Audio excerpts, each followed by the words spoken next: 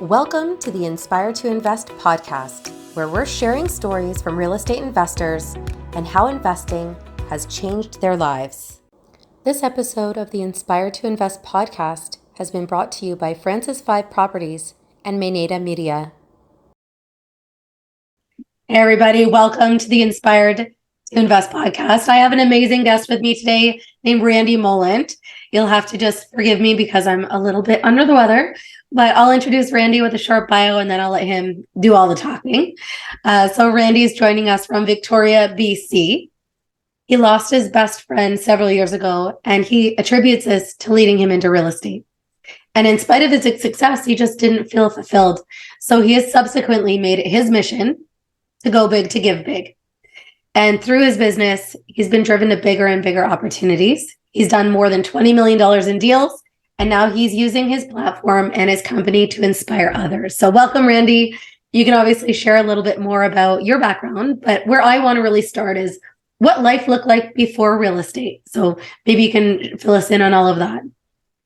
Yeah, and thank you for bearing through the tough sickness. I admire that, and you mentioned before the show you might have to take on a bit more of the talking. That's okay with me. I love to talk. So my stories started when I was a little bit younger, and in high school I ended up getting into the trades. So I started as an electrician in high school, and I was very fortunate to get early on experience in that. So by the time I was 22, I was a journeyman electrician. So I was managing job sites and having to manage people and learning skill sets that allowed me to just be a leader in life. And so that really helped me grow as a young entrepreneur, I'll say, or as a young human. Yeah. And then I was doing a bunch of side jobs and working very hard, and was mentored by one of my best friends in the industry. And he kind of took me under his wing. He saw that I had a lot of potential. I was a hardworking young guy. And so we did everything together. We worked out of town. We did a lot of stuff. And he encouraged me to just work my face off until I got to 25 and buy a house. And so I did that. And at 25, I bought my first home, which was really exciting, and was kind of on top of the world. And I thought, hey, this is it. You know, I'm buying my house at 25. In 25 years, I'll have it paid off, and I'm going to be able to retire at 50. And, you know, I'm looking at my parents who were, just shy of 50 at the time, and or just 50 at the time. And I'm like, man, they still have to work another 15 years. Yeah. I'm going to be retired at 50. This is amazing. Yeah. And my best friend came to my house. We celebrated. We took a whole day off work and celebrated. And then unfortunately, yeah, literally. And then a few days later, unfortunately, he passed away in a job site accident. And kind of just changed my whole perspective. I went from being on the highest of highs of, working so hard to get to this point to then he was 42 when he passed away, realizing that it can all go away so quick, and that I might not even get to 50 to retirement. I might pass away at 42. Yeah. And so that kind of led me down the journey of so what's next? And within a few days, I kind of was just like, you know what? I don't think I want to be an electrician for the rest of my life. I don't want to work and just go through this grind again. So I just Googled how to make a ton of money and never work again. And that's where I found real estate investing. Obviously, through a lot of passive investing, it came up, and that's where I started studying and researching and just kind of went all in. And so I'd still had to work. So I'd still go to work from 7 to 3, but from 4 a.m. to 7 a.m., I was in self-development mode. Yeah. And from 3 p.m. to 10 p.m., I was in real estate mode. Wow. And so I just became a very good human. I studied a lot of self-development, and I studied a lot of entrepreneurship, and that allowed me to kind of go down the journey of entrepreneurship, feel confident where I was going, and just explore this path of real estate and entrepreneurship. So then what was the catalyst of like making that move? So obviously you're grinding it out, you're learning. And then what was your first move? Like, where did you get started? Yeah. So I then started by creating my own electrical contracting company, because I realized that I was losing so much of my day. And we had bought our first property so we did joint venture partnerships. So somebody else would put up the capital, we'd do the work, and then we'd split the profit. And so we started with running a monthly meetup. This is all while I was working, but we started running a monthly meetup. So we were able to bring in people into a room, and we weren't the experts, but we brought in the experts. Yeah. We brought in the mortgage brokers and the real estate agents, and the accountants and the lawyers, and they would come in and speak, and we'd say, hey, welcome to the Reinvestors Meetup. here's our expert for the day. And the expert would speak for 45 minutes to an hour. And then we'd say, awesome, if you have any questions, email us and we'll chat with you later. So we learned while we were in the room. That started giving us some credibility. That's how we got connected to one of our partners.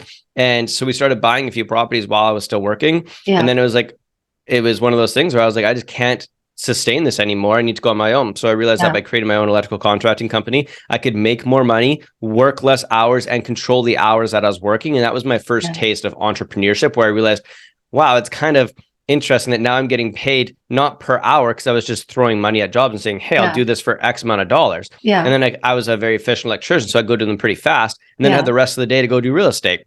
So I did a lot of that. And then eventually, I think it was in 2017, my business partner, Steve Arneson, and I decided that we were going to go full time into this gig. We had found some ways to make some income and decided that we were going all in. So kind of transitioned from working full time to being my own entrepreneur and half-time real estate, to then going full-time real estate after we had bought probably 4 or 5 properties. Now, how long did that whole journey take at that point?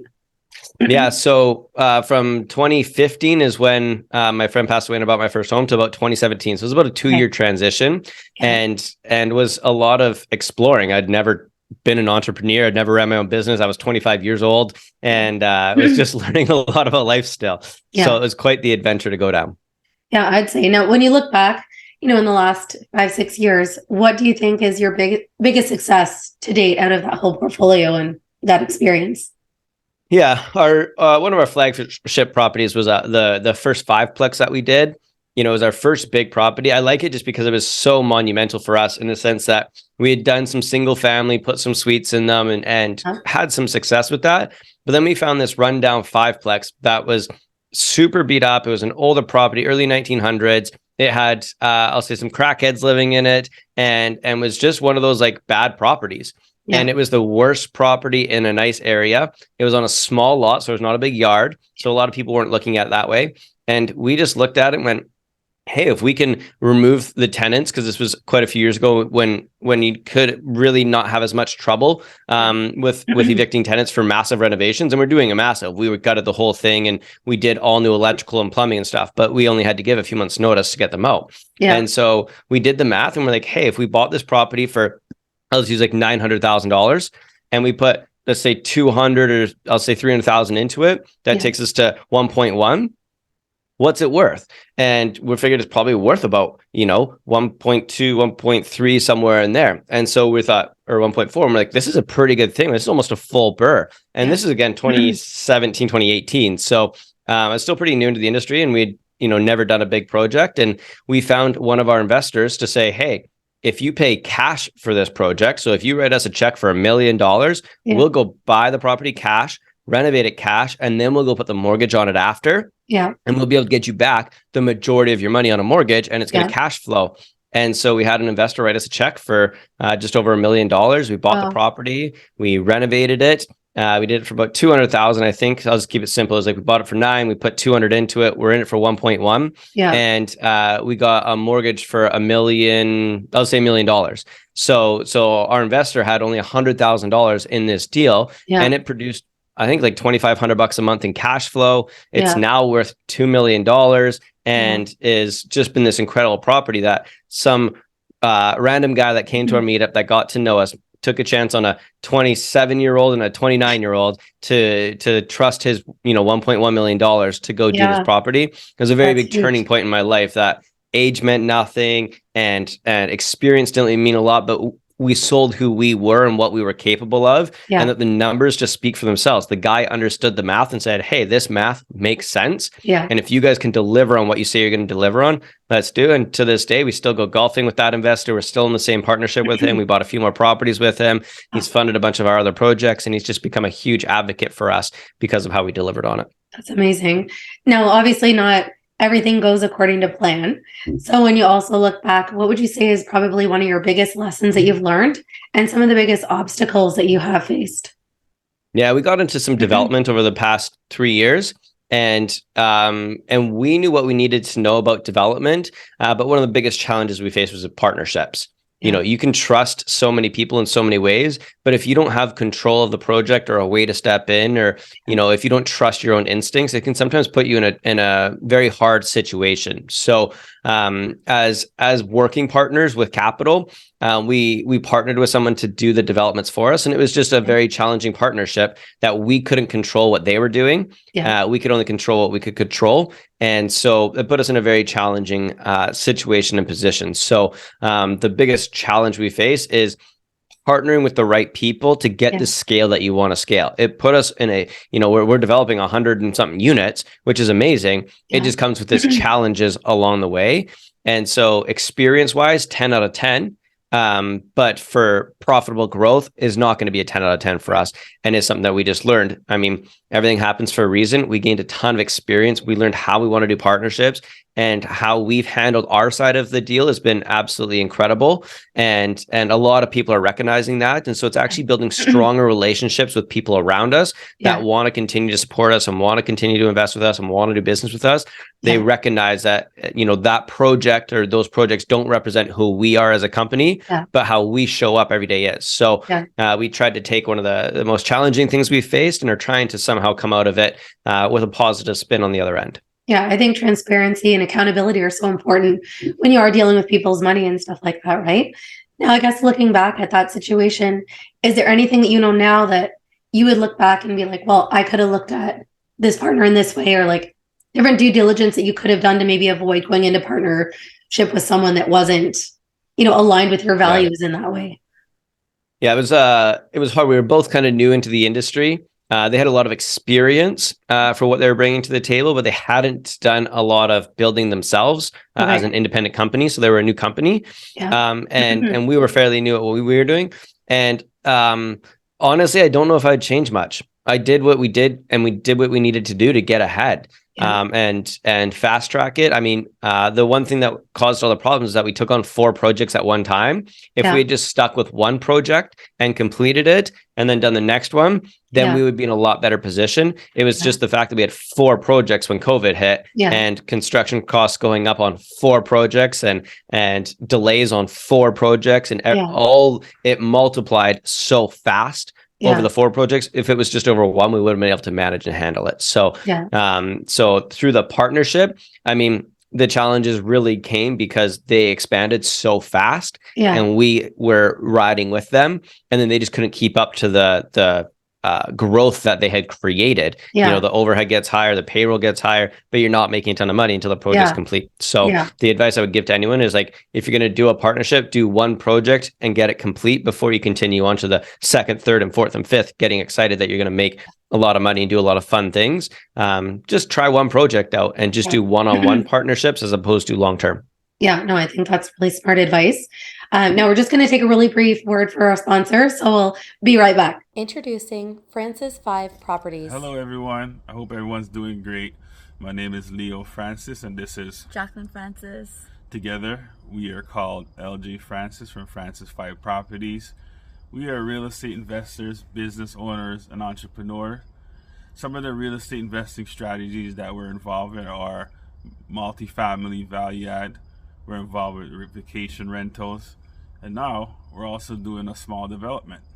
So if you'd like to learn more or get involved with any of our projects, please reach out to us. We would love to share what's going on. Our socials are Facebook at LJ Francis, Instagram at Francis5 Properties, LinkedIn at Francis5 Properties, or you can email us at francis5properties@gmail.com. We look forward to hearing from you and helping you scale your business. Take care for now. Bye.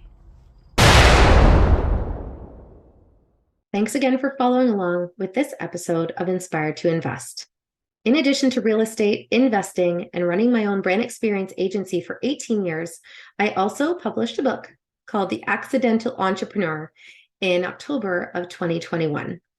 This is my story, and it chronicles how I turned tragedy into triumph to embrace my destiny in entrepreneurship. If you're interested in picking up a copy, you can find the link at serenahomesrealtor.com, and you can also find my link tree with all of the retailers in the details below. Thanks again for your support. Hi, I'm Alexandra Sidoro. As a social media strategist, brand builder, and business consultant, I help real estate investors grow their reach and build their brand. In today's digital age, having an online presence is critical for the success in the real estate industry. If you're looking to grow and elevate your brand, visit www.mainatamedia.com to book your free discovery call. Let's work together and take your brand to new heights. Hey everybody, welcome back to Inspire to Invest. We have Randy Molland here. We're talking about successes and challenges that he's experienced as a real estate investor. So now my next question is, what's the craziest thing that you would say you've ever experienced? Would it be that situation or would it be something else? The craziest thing. The craziest thing comes actually not from real estate. And I'm not going to go in the direction that you think I'm going to go, but it actually came from when the pandemic hit and we had our monthly meetup. It was in person. We had done it for 7 years and we had built this huge community. And as an entrepreneur, it was one of the hardest things we had to do to pivot this. Our meetup was how we generated a little bit of income. It's how we generated our investors. That's how we got our message out there. That's what we were known for in the community. We had over 100 something people on a monthly basis. Wow. And then all of a sudden we had to shut it down.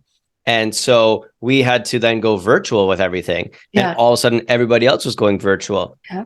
But what that did was that expanded our reach across Canada now, as opposed to just localized.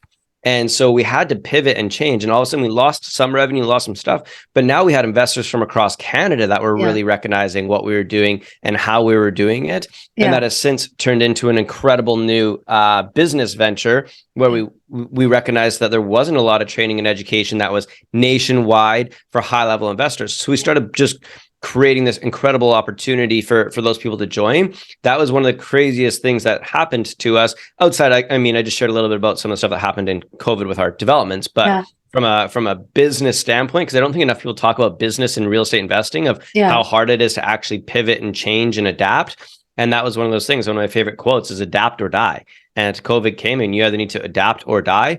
And in our educational space, we adapted very quickly and had a pretty incredible endeavor come from it and has now been a lot of fun to build. Yeah, that's amazing. I think that's so important in any industry. I mean, obviously I experienced it in my business because we were in events. And unfortunately, it just wasn't the kind of events that you could adapt. Like we had one client that went from, I think 5 or 6 full-time employees to like 30 because all they did was conferences. So they could do conferences virtually. So they were able to grow. But for us, we're more of like a face-to-face kind of business. So that's where real estate investing kind of saved me. And I'm grateful that I was proactive. Like I'd started it before and it kind of led me down that path. Now, I guess when you look at your career in general, it doesn't necessarily have to be real estate specific, but what's the best advice that you've been given so far? My dad gave me some advice early on when I started just working in general. And he always told me to build your reputation, not your bank account. And that is something that stuck with me forever. My dad's a very old school, hardworking guy. You show up early, you first in, last out, and you just make it so that you become unfireable, right? You just know everything about the business, you know everything about the organization, so that you just can't get fired. And you just be the best human that you absolutely can so that people just want to be around you. And so that is something that I've just taken with me for forever. And anything that I do is just my reputation. It means a lot more to me than the money that I'm going to get on the back end. And I think a lot of people see that when they work with us through investments or come into our masterminds or work with me on other consulting projects. It's like, I care more about the outcome of how people view me than I actually do about the investment that's coming in, because I only ever get one reputation. And once it's gone, it's gone. And it's very hard to build back. Money is very easy to come again if you ever to lose it. Yeah. And I think that speaks to your integrity, not only as a business owner, as an entrepreneur, but also as a person. Now, in terms of financial freedom, what is kind of your financial freedom number? And it doesn't have to actually be money. Like it could be the number of people you impact, monthly cash flow, volume, like, what matters the most to you? I don't have a financial freedom number. Mine is the legacy that I want to leave. And we had a coach one time ask us, are you interested or are you committed? And that was a really interesting question to ask ourselves. Are we interested in just doing this, or are we committed to doing this? Yeah. And what I'm committed to is building a legacy that people will remember. And that is why I'm on this journey of go big to give big now, because it's not just about how much real estate I can buy or how much money I'm going to make or getting to financial freedom. To me, it's about the impact that I'm going to leave in this world. And one of the ways that I've done that and have learned is that I learned through some mutual friends that The best way I view it is that at my funeral, there's going to be hundreds of people there, I'm hoping. And what I would want is that not a single person is sitting in the seats, sitting there watching. They're all fighting for the microphone, sharing about the impact that I made on them. And so that is kind of how I live my life and make a lot of my decisions, is based on, at the end of the day, when my turn is to go, what are people going to say? Will they say, yeah, he was a cool guy and we had a lot of fun? Or are they going to say, oh my God, every single person that Randy spoke to had a massive impact and he changed their lives, or left them feeling more inspired, or left them feeling more. And that to me is a freedom thing that I will probably never hit what I want to hit, but that is the driving force for me to want to grow. And I love family and I love being free, but I'm just so inspired by what I do every single day that it is not a job for me. I will never retire. I will do this until I die. And that is just the financial freedom for me is when I know that I've officially got there, is when I've made that big of impact. Yeah, I think that's important. And just to your point about retiring, I think that's a challenge that a lot of people experience, is that they reach this pinnacle, they finally retired, and then they realize like they have no sense of purpose. And a lot of times people, they can go downhill at that point, or they go back into working because they need something to find fulfillment and like purpose in their day-to-day life. When you talk about going big to give big, like how do you see that materializing now as you go forward? Yeah. So one of the things that we've done inside of our portfolio is we donate $10 per door per month. So our 5plex that I talked about donates $50 a month to charity. To me, that is one of the coolest things on the planet. As long as I own that property, it will forever make a donation. And as we scale our portfolio, so does our donations. And I've got probably a dozen other people onto that program as well that are donating $10 per door per month. A bunch of people like yourselves might be donating for all the private lending they do. They donate a portion of all their private lending profits. And it's just a very cool concept to me that's very simple, but can have a very lasting impact in this world.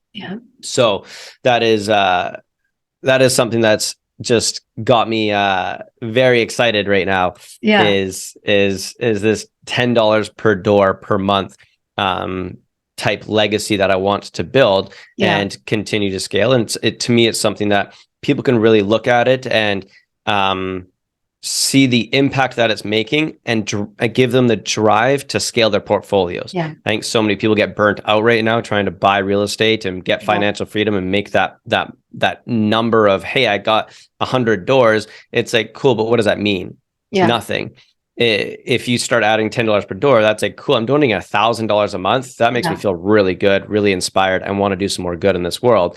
So by attaching a giving component to the doors that you're buying on your monthly basis, or your developments or your flips or whatever it is, it will actually help you feel more inspired, create less burnout, and want to go do and create more in this world. Yeah, no, that's amazing. Now, I know you mentioned a quote earlier, but talking about quotes that motivate you, is there any one in particular that you feel like really, gets you going and makes you feel a certain way? One of them is money doesn't impact you, or money doesn't change you. It disposes who you already were. So that is something that I heard, and I was like, that's really cool. So money, as I make more money, if I'm a good human, it's just going to make me a better human. Right. And that's why I'm starting to do this donating now and teaching business to do it from the beginning. Because if you start from the beginning, as you make more money, you continue to make that kind of impact. If you're a bad human or you don't do good for this world and you make more money, you're typically just going to do more bad in this world. And so I truly believe that money doesn't change you. It just exposes who you already were. So just become the best version of yourself now before you make money. And then as you make that money, it amplifies how great of a human you actually are. Yeah, I had a mentor actually probably 10 years ago that used to say the same thing. So he's like, if you're a greedy person, it'll amplify all of that. And if you're naturally generous and giving, obviously it makes that tenfold. So it resonates with me as well. Now, just in terms of wrapping up, is there anything that you want to share with anyone that could be watching, or any projects that you're working on right now that you want to shed some light on? Yeah, I'm really inspired by this Go Big to Give Big mission. I envision a world where people are no longer sitting around talking about like their fancy cars and fancy houses, but they're sitting around a table talking about the impact they made and the volunteering they did. that is like my dream. Yeah. And so I'm just really inspired by that. I'm running a community on Facebook called Go Big to Get Big Community, where I'm just growing the conversation, allowing people to come in. And a lot of people are challenged by it. They don't know where to give. They don't know what charities to donate to. They don't know the processes. Yeah. And they feel like they're kind of salesy, gross, scammy people for doing it. Yeah. And we're really just shining a light on that, on how you can actually, be a good human and make this work. And so that is something that's just got me very inspired right now, and building communities. I think, through COVID, we saw that community was really big, and we all got online on communities.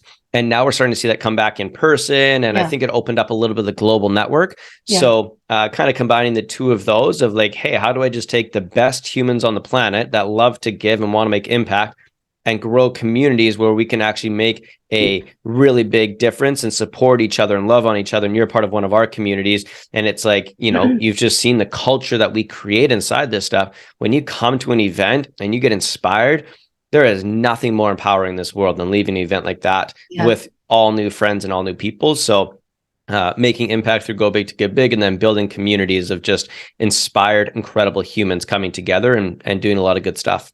Awesome. Now, how can somebody find you? Obviously, we'll share it below, but what's the easiest way for anyone to kind of get on board with you and follow you on social? Yeah, our website is thereinvestors.ca or gobigtogetbig.com. And on social media, again, at _reinvestors on Instagram, or Randy Molland, Molland on Instagram, or Go Big to Get Big. Basically, they all kind of interconnect. If you go to one, you can find any of them. Awesome. Well, thank you again for your time. Obviously, we'll share that below.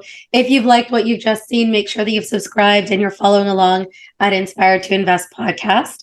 And remember, when you invest in yourself, the sky's the limit. Thanks again for tuning in. Thank you again to our sponsors, Francis 5 Properties and Maynard Media, for bringing you this episode of Inspired to Invest. The views represented on this podcast are for general information only and does not constitute investment or other professional advice or an offering of securities. The host and guests featured on Inspired to Invest make no representations as to the performance of any particular investment. Should you decide to make an investment, you are responsible for conducting your own review and analysis. It is recommended that you obtain independent legal, accounting, and tax advice from licensed professionals.